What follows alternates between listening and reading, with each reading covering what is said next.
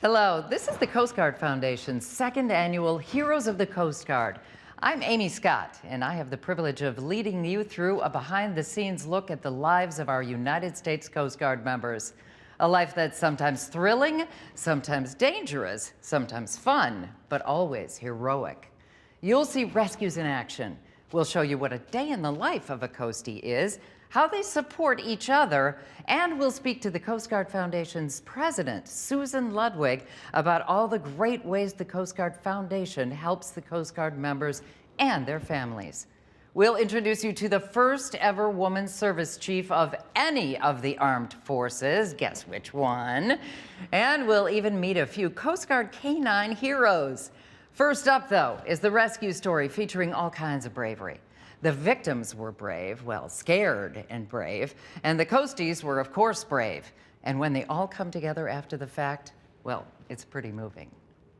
We went out just to enjoy the day, catch fish. These were recreational fishermen that were out there on a family fishing trip off of Cedar Key where they launched their boat. We limited out, and we were done. We were just having fun, throwing bait out, enjoying the day. These storms came in so quickly, they built up so quickly, and nobody knew they were coming exactly. You're looking at waves going up, and it started getting scary. We already had on life vests by then, and just more water's coming over the boat. We started radioing Coast Guard because we were about to go down. Mayday, mayday, mayday. And they had some interaction between themselves and the boat. They didn't get an exact position.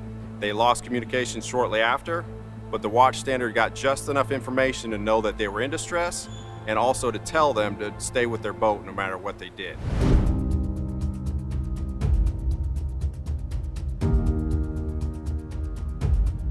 And it's flipped, and now everybody's in the water. We're all trying to scramble to get back to the boat. And we're trying to figure out bearings, and a wave come over your head. And you're trying to grab on to anything and everything you can on a slick boat, and it's just like, hold on now, and you're just getting battered by waves coming over your head. And my life vests keep coming off. They were in the water for quite a while. The H-60 and the C-130 launched from Air Station Clearwater in the afternoon, searched overnight. And you're like, okay, who are these guys at? We're screaming, you know, doing everything cold, soaked, running out of faith at this point, you know. We've been praying. They have to navigate around thunderstorms to get into the search area. So it was a good 12, 13 hours of searching overnight with no results because of difficult search conditions. So we were launched in the morning. We were called in early. We were told that the other crews had been searching overnight and they needed relief on scene immediately, and we came on for what's called a first light search. What we got from sector was our first assigned search. We searched there for about an hour. We didn't find anything. Sun came up, waves started getting a little worse again, but after about 2 hours, I thought I heard like this little buzz noise, and I'm like, no, you know, my mind's been playing tricks on me all night long. It's nothing. We started our own search nearby. We found something almost immediately, some white floating debris, and then after that, a full cooler full of fish. Once we found that full cooler full of fish, we knew that they were somewhere close by. This had to be our boat. And you see this little speck, and it's a big helicopter looking for you. Shortly after, we found 4 people sitting on top of an overturned boat, and we knew that was it. And we just started doing circles around them.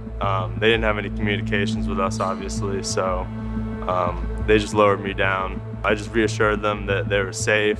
I just made sure that we had everybody accounted for, nobody was missing, and I asked them about any injuries, and we hoisted the older man first because they told me he couldn't swim, so I wanted to make sure he was safe first. The rescue swimmer would recover one person, swim them over to the basket. We would hoist them up. Once they were actually safely in the cabin and strapped in a seat, we would get the next one until we had all 4 on board. This case was a feel-good case for us. We get a lot of cases, and they don't always end well. This was one of those where you had a very thankful family coming up and they had spent a rough night out there on the water, and we can only imagine how rough it was. And it just felt good to see their faces and their expressions when they came up and they were thankful for being there. We found them, and it was my first rescue, so I got this big surge of adrenaline, and I was like, wow, this is cool.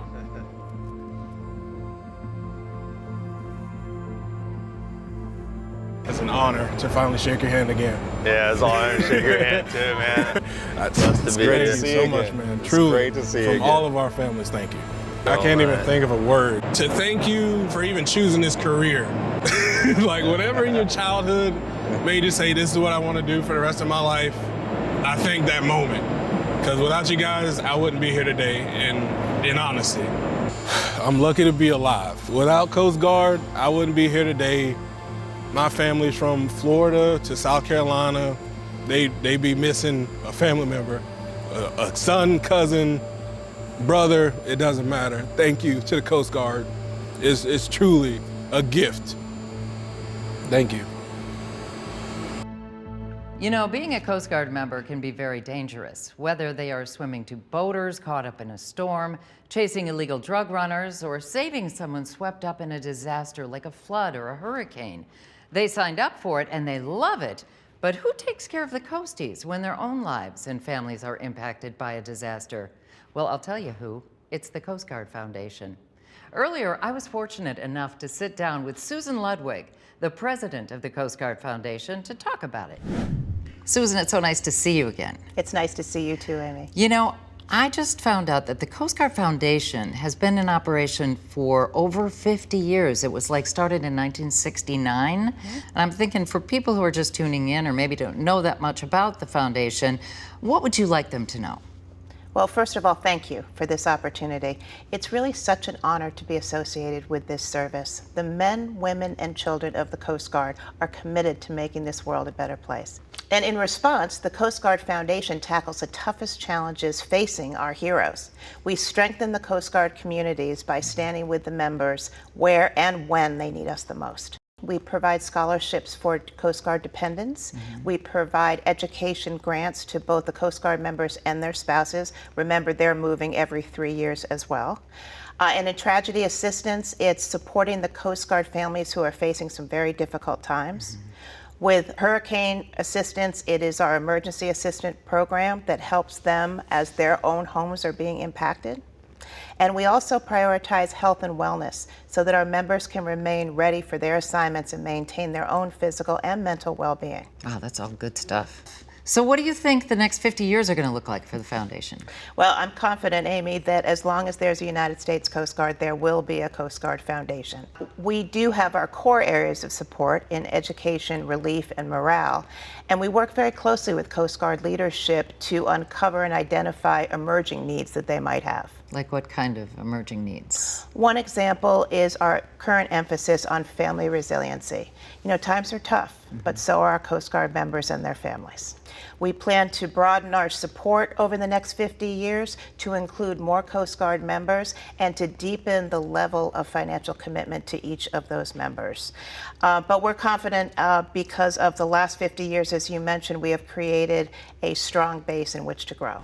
We'll hear more about the Coast Guard Foundation's great work from Susan a little later. I know Susan and her work, and you couldn't find a more devoted or capable person to run the foundation. And while we're on the topic of strong women, I'm about to introduce you to another strong woman.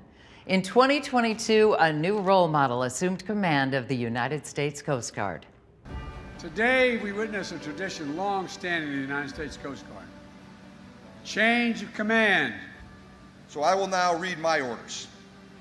From Commander, Personnel Services Command to Admiral Carl Schultz. Upon relief of command, attach a report to retirement for the future.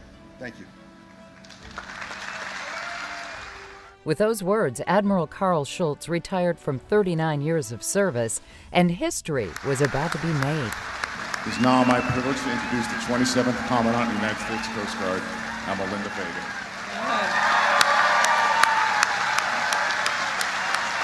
Admiral Fagan, the first woman in American history to lead a military service. As a teenager, Fagan knew that she wanted to attend the Coast Guard Academy. After graduation, she was off to serve on all 7 continents, command Sector New York, become commander of 1st Coast Guard District, Coast Guard Defense Force West, and vice commandant. She's also the proud mother of a Coast Guard lieutenant. I can't imagine a better mom, a better leader, a better person to serve for, and I'm so honored to follow in your footsteps. An inspiration not only to her daughter, but to all women and to everyone who serves under her. Admiral Fagan is a confident leader of the U.S. Coast Guard. Together, we will rise to the challenge of a changing world. Tomorrow looks different, and so will we.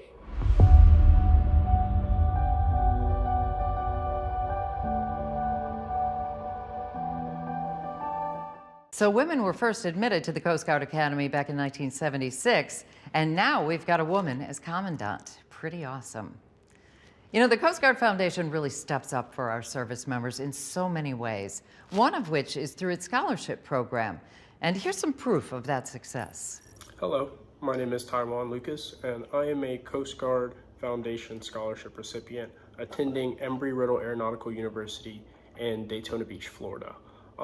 I would just like to thank everyone and anyone on the Coast Guard Foundation Committee for giving me this opportunity to continue my educational journey. Scholarship means a lot to me and my family, so I would just like to thank you, thank everyone, thank anyone behind all of this, everyone in this whole organization. I would just like to say thank you for giving me this opportunity. Go Coast Guard.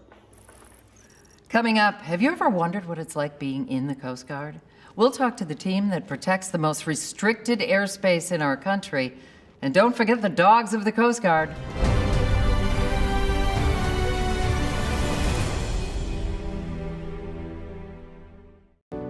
Heroes of the Coast Guard is brought to you in part by our anchor sponsor, Cheniere Energy.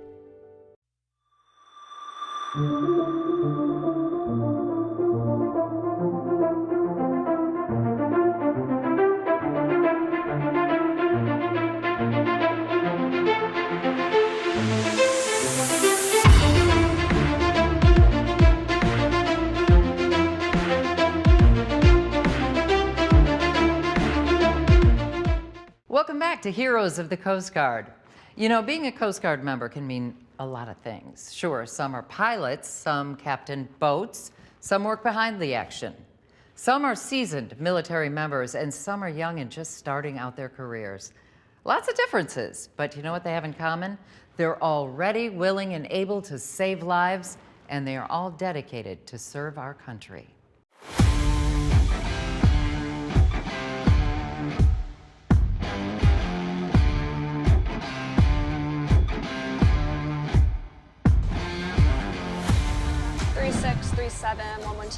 Being at a small boat station, especially here in New Orleans, every day is different, whether it is a search and rescue case an hour and a half away, or we are going to do a cruise ship escort. And then some days we fill those with training, making sure all of our members have the highest qualifications they're required to have. We are working out, making sure we're physically capable of responding to calls. And we're also a family when we're on duty. My name is Machinery Technician 3rd Class Ben Miller. Fireman Robert Morgan. This is Oscar. What's your day like? How's it start and what do you do? Depends on the day. It's either maintenance or training. A lot of days we do both. We go down to the boats and we do a boat check to make sure all the equipment's there, that it's running properly. Make sure that everything here electronically is working okay and accurate. Down here I'm checking our oil, our fluid levels. One of our main evolutions is practicing man overboards in case someone falls off. Every day we do a 4-hour patrol minimum. It varies what time. Sometimes it's the middle of the night, sometimes it's in the morning, sometimes it's in the afternoon. Sometimes we'll be doing recreational boater safety boardings to just inform the public. Other times we'll be doing counter drug and migrant interdiction.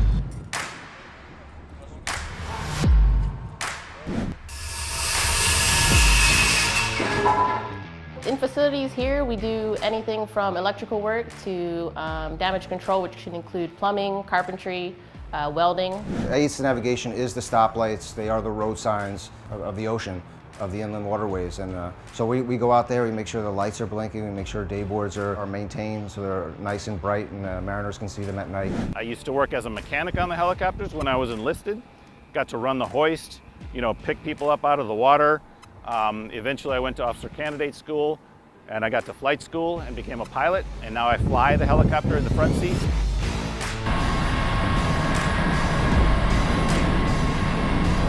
Right now I'm the officer today, so I'm a direct representative of our commanding officer. Roger that. Hit the SAR alarm and pipe primary. Roger. With my information, I oversee like the basic operations of boat movements. Now primary boat crew make preps to get underway for vehicle in the water. Turn it up the chain of command, and I give him my recommendations, and then it just goes all the way up to him. Some of the more junior personnel who aren't married live on base in barracks. Think of it as like a firehouse, right? You have guys that are living there with each other. They're grilling, they're cooking, so we eat here, we live here in our temporary duty rooms. You're here, you are here 24 hours a day. You're ready to go at any moment's notice. Always scares you when the alarm goes off, that's for sure. So when the alarm goes off, you have somebody who's qualified to do everything that's going on. So while someone took the call over Channel 16, they're making correspondence with Sector Miami, getting things figured out. You also have an engineer who's going down to start the boat. You've got someone who's opening the armory, getting all the guns ready, things like that. So I'd say everyone here flows together pretty nicely. So we move quickly and we get underway pretty fast.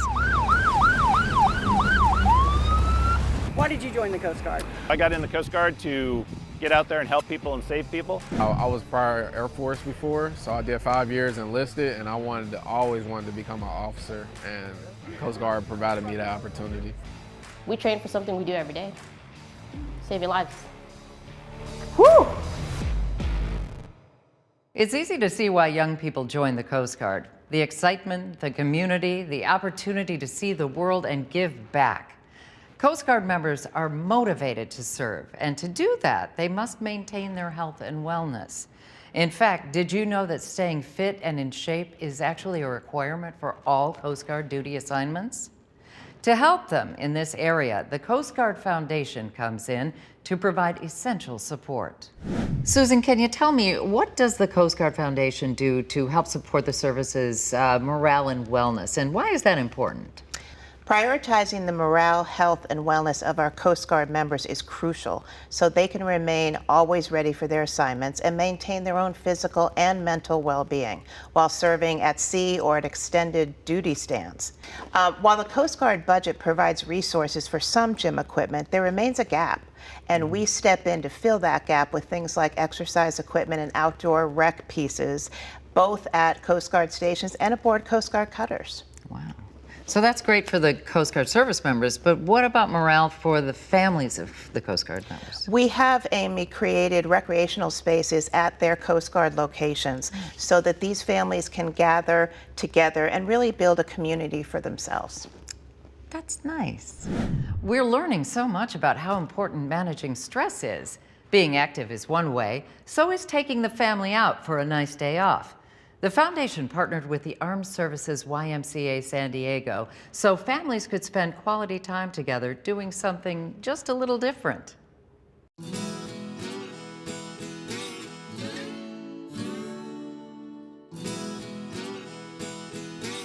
Horse of the Sun Ranch is in the Cleveland National Forest, about 45 minutes east of San Diego proper. Family Day. Today is a family day for the United States Coast Guard.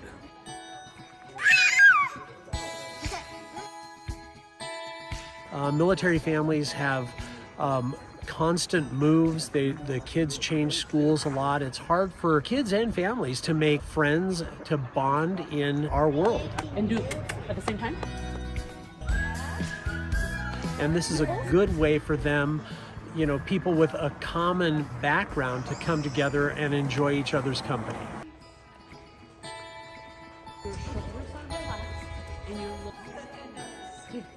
I have a horse that looks just like that one. You do? I forgot what they were called. For your American Girl doll? Yeah. Oh. Yeah, this is such great for family bonding, being able to be with other coasties and have this experience together. You can leave the rank at the door and just enjoy other families that know what you live through and know what you work through, and whether you're sharing it with your immediate family or other families, it's a fun opportunity for a jump out. This is so cute.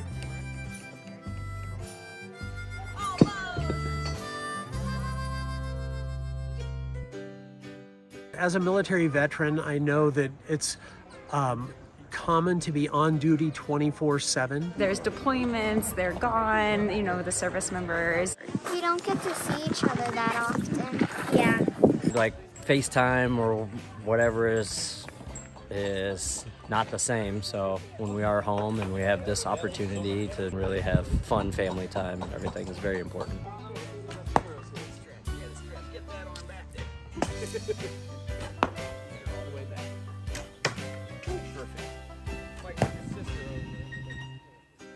Yeah, the only thing on the schedule is lunch at 11:30. So you don't want to be late for that one.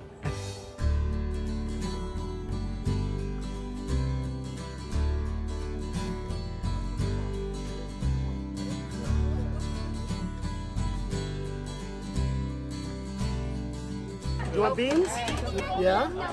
On the side? On the side? Sure? One bean? One bean? Okay. Yeah, okay. Ketchup, mustard? Both. I'll do the chicken and the ribs. Okay. It is lovely. I like just being able to talk to people and connecting. And it's a place where families can come together, sit in the shade together, and get to know each other again.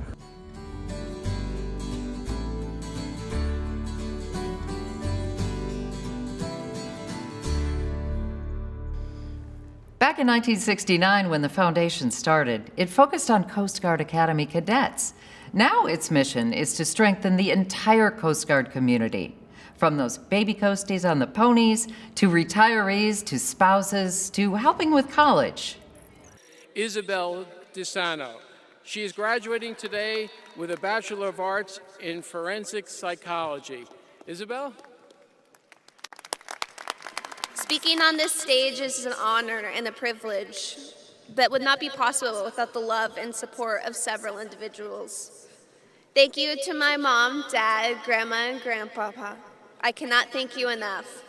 Each of you are the epitome of hope I hope to be one day. I love you. To the Coast Guard Foundation, whose financial contributions have made my college experience possible, thank you for choosing me as a scholarship recipient. I would not be the person I am today without the use of Coast Guard, and I would not trade anything for the honor and privilege I learned from being a military child. Coming up, we'll fly with the Coast Guard over protected D.C. airspace. We'll show you a special way Coast Guard members honor their fallen heroes every year. And don't forget, dogs.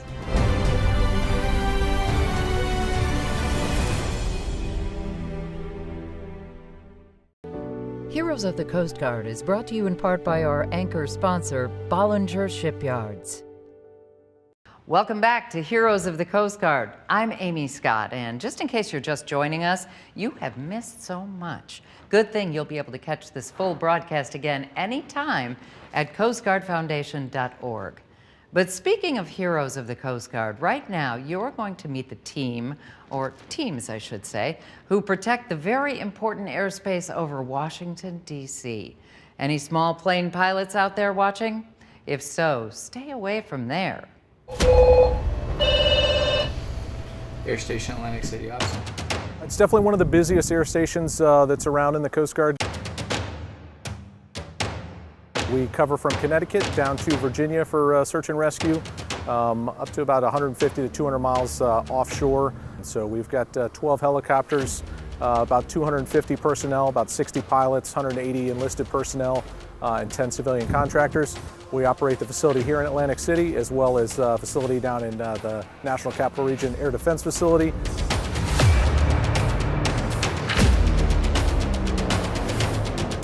We have a lot of search and rescue cases both in New York Harbor, along the Hudson, down in D.C., along the Potomac, So it's congested airspace, it's challenging conditions with nor'easters and everything else.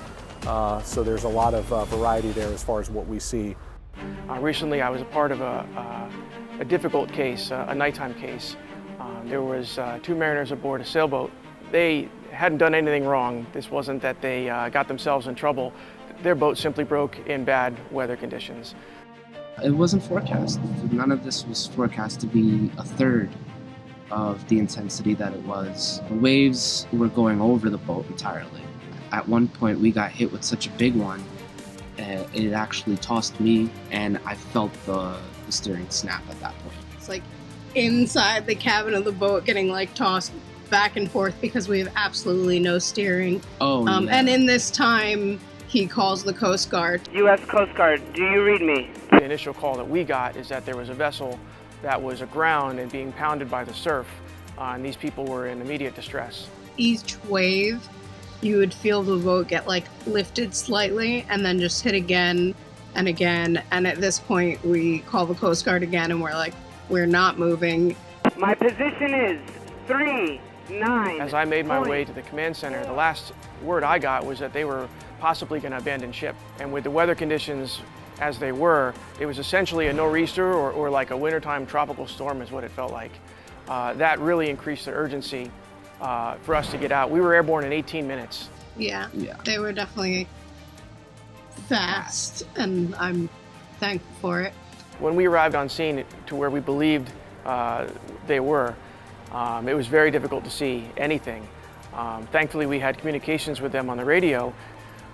They explained that their situation was dire, and we were able to quickly expedite our operations and deliver the rescue swimmer. My cousin saw a video of us being airlifted and she's like, oh my God, isn't that scary? And I'm like, actually, that's the least scary part because the Coast Guard has gotten there and you know that you're safe in that moment. It's a really humbling feeling to be rescuing somebody from those bad conditions, to get them back. And nothing feels better than when you get the high five or the handshake or sometimes a hug saying, you know, thank you, I don't know if I'd be here without you. The Rotary Wing Air Intercept mission came to be after 9/11 when the government realized they needed to have a more protective bubble around the airspace here around DC. The National Capital Region Air Defense Facility, where we are here, is a satellite unit of the air station in Atlantic City. So we technically work for them, even though here we work primarily for the Department of Defense. For all of the low, slow-flying aircraft, such as a small Cessna, single-engine type airframes, when they come into the restricted airspace around DC, our mission is to go out and identify them and try to convey any of the activities that they're doing for the decision makers to then decide how they're going to handle that target. We're there to let them know that they're in an area they're not supposed to be and to get them out, to hopefully save them and save others that are around in the area. Anytime there's a presidential movement, any sort of national special security events, for example, a United Nations or a G8 summit, those sorts of things. Could be anywhere from the West Coast, Puerto Rico, here in Delaware, the President's home state, Camp David, etc. So it really can be a lot of different locations that we're tasked with last minute getting there to ensure airspace security. Our entire mission is to try to ID someone before something bad happens, yes. I've been impressed ever since I've gotten here. The things that we challenge our pilots with day in and day out, I would put up against any of the other pilots throughout the Coast Guard. It's just, like I said, tremendously busy, congested airspace, challenging search and rescue cases, and then throwing on the Presidential Protection Mission with the RWI as well as DC, I think really just puts the icing on the cake for them.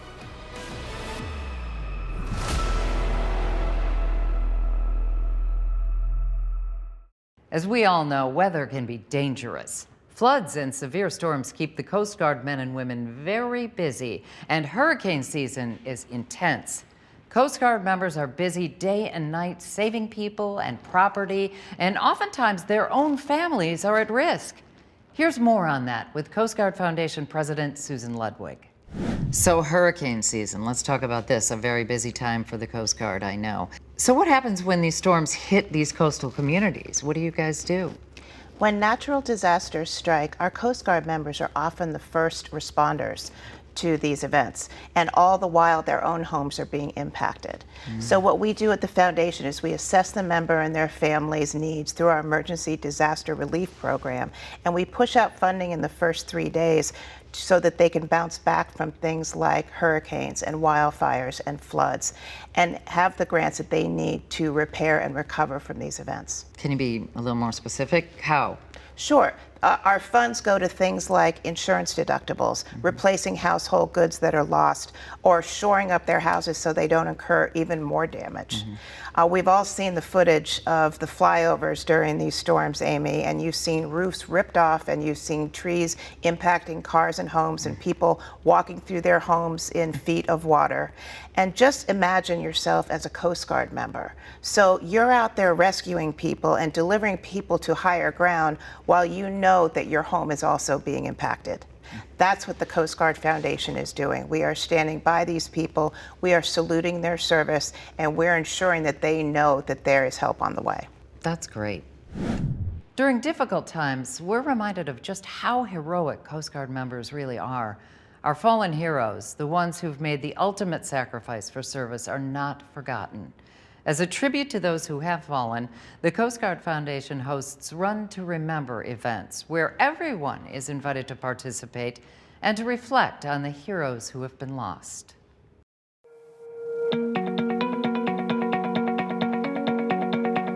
The Run to Remembers are important for us because it gives us the chance to honor those who died doing what we do every day.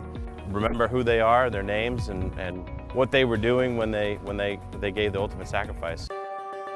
It's been 12 years since the first Run to Remember took place in Florida. Since then, Coast Guard cities across the country and in other countries have fallen in step with their own runs to memorialize fallen heroes. The runs have evolved into other fitness events to raise money as well, from rides to remember to workouts to remember. There was even a climb to remember. The Marine Safety Unit Texas City hosts the area Run to Remember here in honor of two shipmates that we lost. Senior Chief Pavini and Chief Bloom were Coast Guard Marine inspectors who were killed conducting an offshore inspection of a vessel when their helicopter crashed. Thank you for letting us be a part of something that my grandfather loved so incredibly much. My mom used to say that as much as he loved my grandmother, he told her that he loved the sea more. I don't know if I believe that, but that's what he said. My husband James would be thrilled. He was very involved with remembering those who had gone before. Whenever a family member passed, he would organize a salute and take the guys down there for it. It was important to him to remember. So it's an honor that they're remembering him. This is not a solemn event, this is a remembrance event.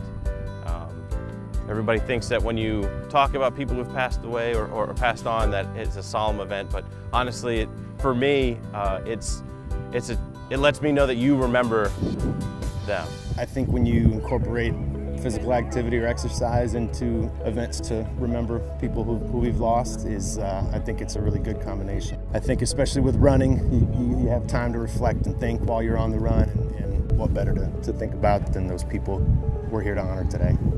All money raised through donations and sales of these memorial t-shirts goes to the Coast Guard Foundation's Tragedy Assistance Support to help Coast Guard families who lose their Coast Guard hero. As you walk the path today and read the names of those that are gone, remember them and say a small prayer for all those that they left behind, for each of them is still dearly missed today.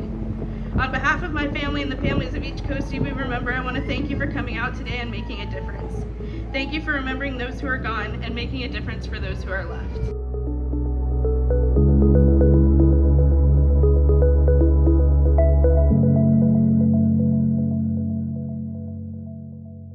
Here's one of those shirts right now. Now you can get one of these of your own at coastguardfoundation.org. These t-shirts are generously supported by our corporate sponsor, Leidos. The Foundation's scholarship program has invested more than $6 million into the futures of our Coast Guard kids so they can earn their college degrees and go out and do good in the world. Here's a note of thanks from another very appreciative recipient. Hi everyone, my name is Jessie DeLava, and I want to extend a sincere thank you to the Coast Guard Foundation and the Boatwright family for their generous contribution to my education. One of my main goals throughout college is to avoid taking student loans. With the help of their tremendous scholarship, I have been able to attend Clemson University this fall to study biology with the hopes of becoming either a physician's assistant or a researcher.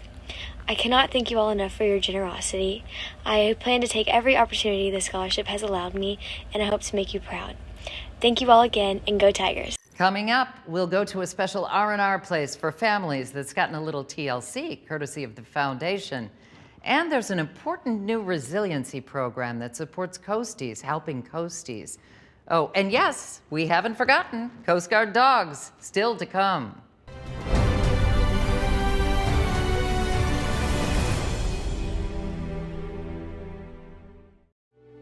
Thank you to our anchor sponsors, ABS, Harvey Gulf,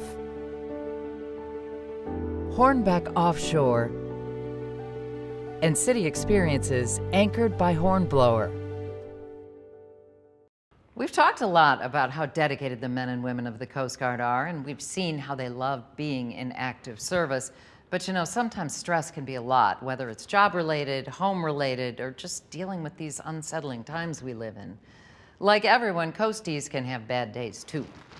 One resource for military members struggling is the Coast Guard's Chaplain Corps. They offer all types of counsel and guidance, but in the Coast Guard's 1st District, they've launched a pilot program that offers additional wellness and resiliency support right inside their own units.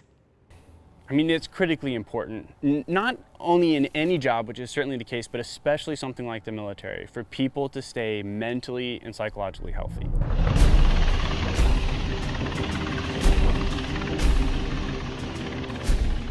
I mean, this job can be quite demanding, right? Right now, you know, I'm standing in a beautiful harbor and it's a nice summer day, but there are certainly those bad cases in the winter time or when people are deployed on cutters or overseas. These are high stress-inducing environments. Altitude. Altitude. Yes, sir.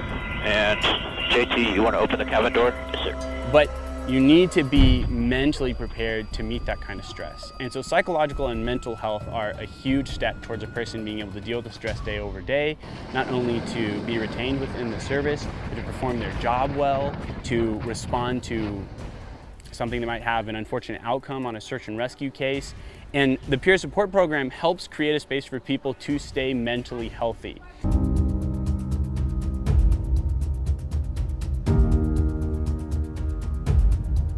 So the idea behind the Shipmate Support Peer Program is to empower members at units to be a listening ear and an expert referral for their shipmates in distress. So that they're having a bad day, they have someone in the unit that they can go to talk with to get ideas about the next level of care. So those members who want to help out their shipmates, they raise their hand and get the training, and they volunteer themselves to be available 24/7. The reasons that people will talk to a shipmate support peer, sometimes it's as simple as, you know, they've just had a rough day at work, or maybe they don't understand a decision from a superior or an order from a supervisor. And so sometimes it's just a matter of they need somebody else to talk to and just express some of those frustrations, bounce a perspective off of, get a little bit of an outside look at their situation. Sometimes it's as simple as that. Sometimes it is as serious as somebody that's contemplating suicide or they're having suicidal ideations. We train them in ASSIST, which is a suicide intervention skills tool. ASSIST teaches people how to listen and to hear the story and to help get that person who's having suicide ideations to that next level of care. I have been able to apply ASSIST in a couple of specific instances. So I joined the Coast Guard to save lives, and that's what attracted me to this branch specifically over all of the other branches. I love that core mission of this branch of the military. And the Shipmate Support Peer Program is another way to extend that mission, except now it's to people that we're even closer to, which is our very own shipmates. So if we can't take care of each other, then there's no way we're going to be able to take care of people out there on the water that are in distress. All of us need to be ready when it comes to our physical health, mental health, and spiritual health. So programs like the Shipmate Support Peer and and having groups like the CG Foundation to provide that support to empower us to do more for our individuals really goes a long way in helping us execute the mission we're called to do.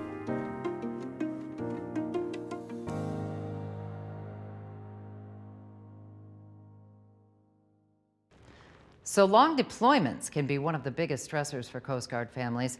It's not just hard for the individual, but for the spouses and families of our Coast Guard members as well. Time spent together, not on your devices, but actually together, is very important.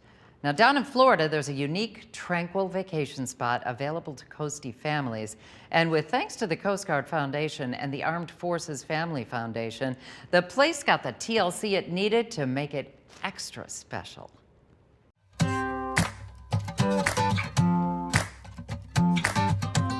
As Coast Guard men and women, we are away from our families a lot.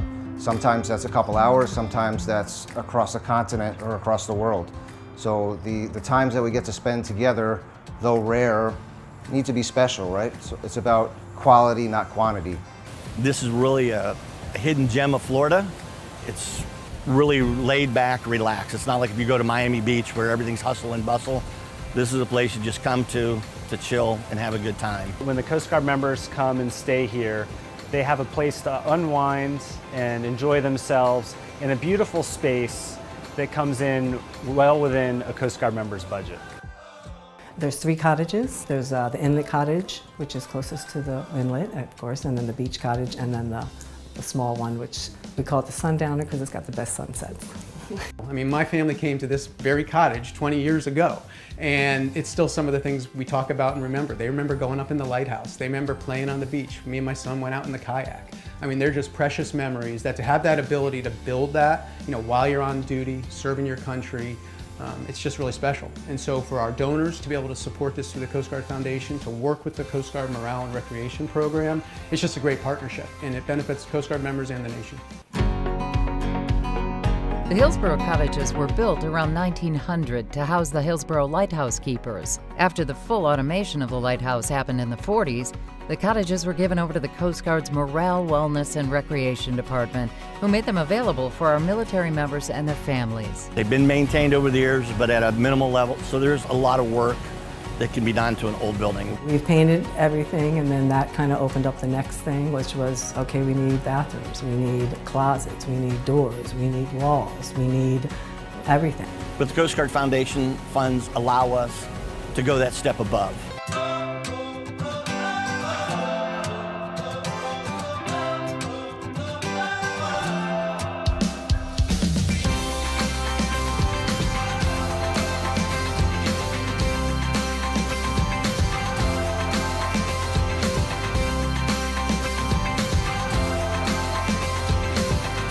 Cottages up there give us this really amazing special place to share time together and have lifelong memories and pictures, and being able to reconnect after, you know, most of the year is spent over social media and phone calls. You get to have an amazing experience with your family.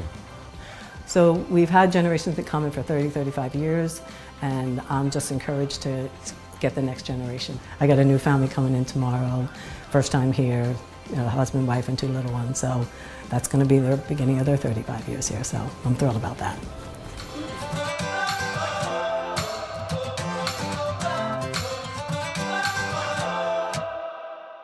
Another way the Coast Guard Foundation really makes a difference for our Coast Guard servicemen and women is by honoring them at events around the country. These are exciting and very patriotic occasions. Service members of all ranks, along with all of those who support the Coast Guard Foundation, are in attendance. Super fancy, super fun, and well, they look something like this.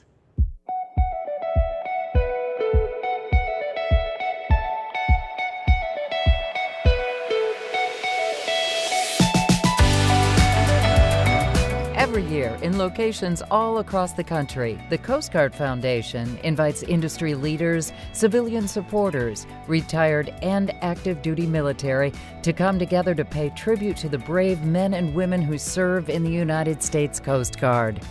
These events are important for a lot of reasons. First and foremost, it gives the local area a chance to meet the Coast Guard, who they may or may not interface with, but understands the Coast Guard to a certain degree, but gets to understand them a lot more. It's nice to meet everybody. You know, especially to see all the people supporting the Coast Guard. Just nice to get all the perspectives about what we do and kind of explain how we do it. And their commitment tends to increase and grow the more they understand the Coast Guard. I work for the Seafarers House, and we have a lot of support of the Coast Guard, and any activity that we can do for or support, we support each other, so it's important to us. Prior military myself. I've spent 21 years in, and this is my second career. And I can't do enough for the military because people like this couldn't do enough for me when I was deployed. You know, whatever comes around goes around, and it's my time to give. I'm just excited to be here. You can sense by the energy, the atmosphere, how electric it is. It should be a great night.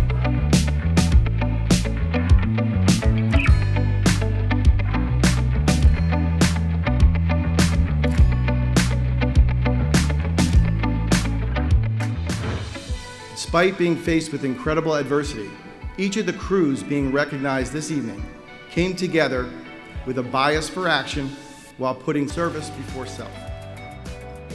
These dinners are a way of recognizing these enlisted people that work really hard to do great things, and it gives them almost a affirmative sense of why I joined the Coast Guard. Being recognized at a dinner like this kind of strengthens their commitment to the Coast Guard. Thank you, Admirals, thanks to Tom and the amazing folks at the Coast Guard Foundation. Thank you so much to all the sponsors here for the Coast Guard Foundation event. It's, you know, the Coast Guard Foundation does so much for us. That's the workforce that your work and generosity helps to support.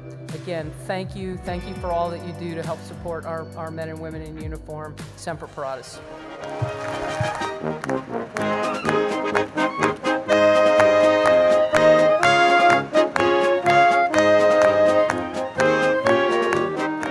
Another good thing about being a Coast Guard member, you never have to stress about what to wear to a formal event like that, right? Now here's another young and very appreciative Coast Guard family member who is a Foundation Scholarship awardee. Thank you. I'm absolutely honored to be the recipient of the 2022 Coast Guard Foundation Scholarship. I'd like to extend my gratitude for this generous contribution to my educational success. So I've been accepted into East Carolina University, and I'm currently attending it now. I'm majoring in both security studies and political science. I'm pursuing this to better ensure our national security. And this scholarship will help me financially as I undertake the balance of this heavy course load and not having to have a job while in school. So I just want to say thank you one more time, and I really am appreciative to the Coast Guard Scholarship Foundation. We're nearing the end of our program, but we didn't forget. Stick around, because coming up, we're going to let the Coast Guard service dogs out.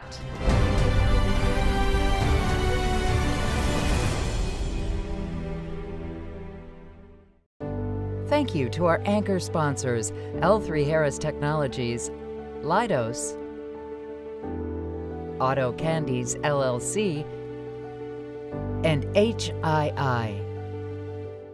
Welcome back to Heroes of the Coast Guard. Did you know that dogs are essential to many Coast Guard missions?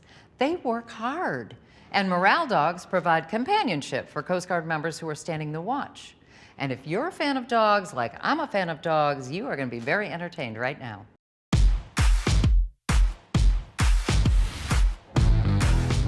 Look at these faces. These are some happy dogs.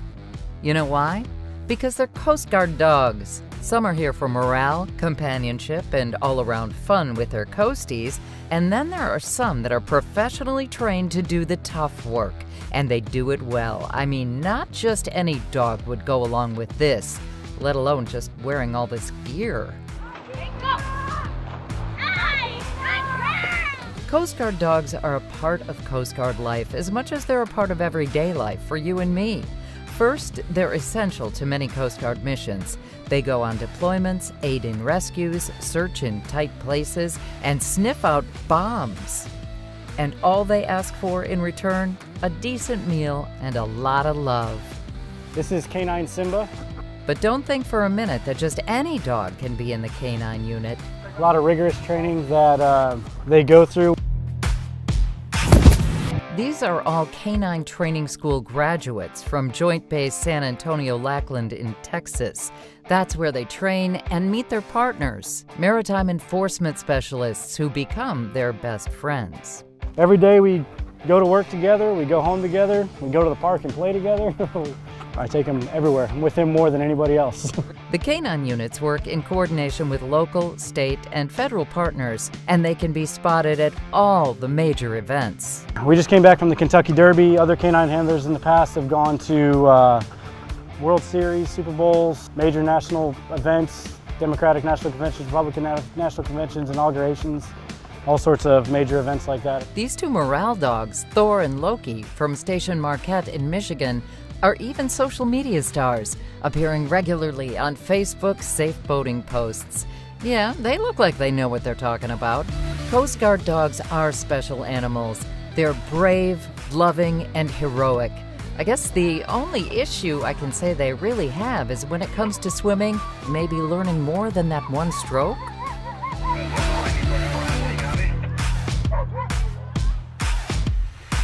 The Coast Guard Foundation is working with the service to build a memorial at Base Alameda to honor Coast Guard service dogs.